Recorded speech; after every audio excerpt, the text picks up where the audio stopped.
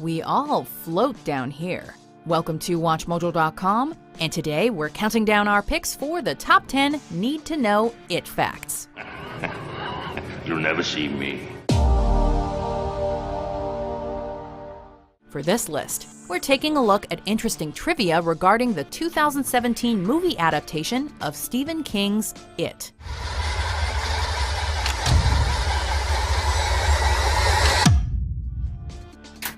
Number 10.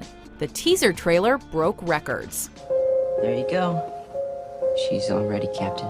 Thanks, Billy. The anticipation for this film went up like a balloon after audiences got their first look at Pennywise the Clown. So it shouldn't have come as a surprise that people were eager to watch the teaser trailer when it debuted in March 2017. But few could have expected this level of interest. Within its first 24 hours online, the teaser trailer posted to YouTube earned 197 million views, a new record that far surpassed the 139 million views achieved by the old record holder, The Fate of the Furious. This means it also managed to exceed the likes of Beauty and the Beast, 50 Shades Darker, and Star Wars: The Force Awakens. That must have made Pennywise smile. Number 9.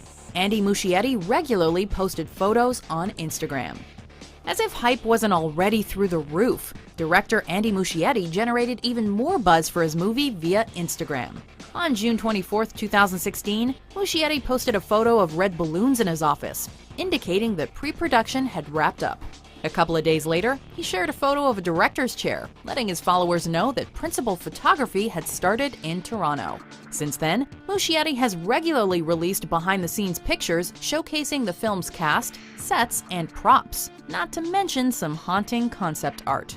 He even uploaded a series of missing person posters featuring children from Derry. Man, this has got to be the creepiest photo album ever. Well, the second creepiest. I'll kill you all. Number 8. The number 27 has a strange tie to the movie. You're scared of room 237, ain't you? You know how the number 237 has a weird connection to Stanley Kubrick's interpretation of The Shining? Well, the number 27 is oddly linked to this Stephen King story. For starters, in the original novel, it's mentioned that Pennywise resurfaces every 27 years. Jonathan Brandis, who played Bill in the 1990 miniseries, tragically committed suicide at age 27. This remake is coming out in 2017, 27 years after its predecessor. Bill Skarsgård, who plays Pennywise in this version, turned 27 1 month before the film's release on September 8, 2017. Speaking of which, if you add all the numbers in this release date together, guess what number you get? A coincidence? Probably. Here. Take it. Number 7. It was in development for 7 years before filming. It's been a long trip to the big screen for this adaptation. The project initially got off the ground in 2009 with director Cary Fukunaga on board. Best known for his Emmy-winning work on True Detective, Fukunaga remained at the movie's helm until he dropped out in 2015. According to Fukunaga, his exit stemmed from creative differences with New Line. He reportedly wanted to take an unconventional approach to the story and make Pennywise, quote, more than just the clown. While Fukunaga is still getting a screenwriting credit for his contributions, Andres Muschietti of Mama ultimately took over as the film's director. Shooting finally commenced in 2016, 7 years after development started. Number 6. The bullies are much nicer in real life. You're dead, fat boy. Played by Nicholas Hamilton, Henry Bowers torments the Losers Club, along with his fellow troublemakers, which includes Logan Thompson as Vic Chris, Jake Sim as Belch Huggins, and Owen Teague as Patrick Hockstetter. As sadistic as these bullies can be, the actors portraying them are actually quite friendly behind the scenes. On social media, the Bowers gang and the Losers Club can be seen palling around in a variety of photos. During an interview, Hamilton noted that it was fun getting to play such a psychotic character. He also thanked his co-stars for being so tolerant, as this role required him to terrorize the hell out of them when the cameras were rolling. Number 5. The Duffer Brothers almost directed. Before Cary Fukunaga entered the equation, Matt and Ross Duffer asked Warner Brothers about directing an It movie. The studio turned them down because they reportedly weren't, quote, established filmmakers. As one door closed, however, another opened. The Duffer Brothers were subsequently inspired to create the Netflix original series Stranger Things, which shares a few parallels to it. Both take place in a small town, centering on a group of young misfits that encounter a supernatural entity. On top of all that, Finn Wolfhard, who broke out into fame as Mike Wheeler, would go on to land the role of Richie Tozier. How many kids can say they've confronted a killer clown and a Demogorgon? Aren't you guys coming in? It's gray water. What the hell's gray water? It's basically piss and shit, so I'm just telling you. Number 4. It could have been rated NC-17. After Cary Fukunaga left the project, his original script went through some significant rewrites, particularly concerning the sexual content. One notable scene that reportedly didn't make the cut featured Beverly Marsh's father trying to rape her.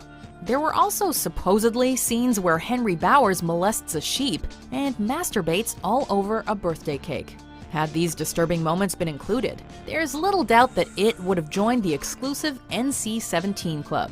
The MPAA might have let the horror, violence, and language slide, but graphic sexual acts tend to push them over the edge, especially when it involves minors.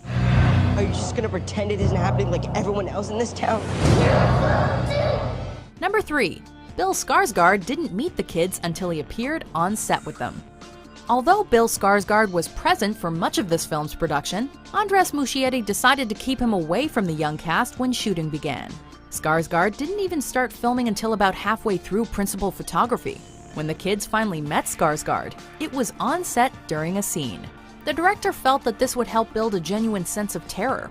His methods paid off, as the kids were reportedly surprised to discover just how terrifying Skarsgård was. The actor playing 7-year-old Georgie in particular had quite a scare when he saw Pennywise in a storm drain. Of course, after getting past the menacing makeup, the children found that Bill is generally a pretty good guy. Number 2. It'll likely have a second part. Hey, to the Losers Club. All right, the losers. The It miniseries was split into 2 parts, with the first half primarily focusing on the Losers Club as kids, and the second reuniting them as adults. The filmmakers behind the movie have a similar formula in mind. This 2017 movie, alternatively known as It Part 1, The Losers Club, takes place in 1989, when our young heroes first encounter Pennywise. If the film proves successful, it will likely get a sequel set 30 years down the line. This follow-up would mainly center on the grown-up cast, but still include flashbacks to their childhood. Seeing as how the source material is over 1,000 pages long, we're not sure how they could have squeezed everything into one movie. Number 1. It'll be more hardcore than the original miniseries.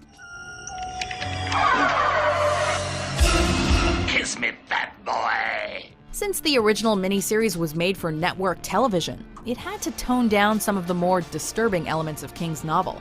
This remake won't shy away from the darker material though, doing the source material justice with an R rating. The film will reportedly include several subplots that didn't make it into the miniseries, such as Eddie Kaspbrak meeting the leper and Henry Bowers' relationship with Patrick Hockstetter. Although the violence and sexual undertones are being taken up a notch, the film will still probably draw a line somewhere. For example, it's hard to imagine the book's child orgy scene making the cut.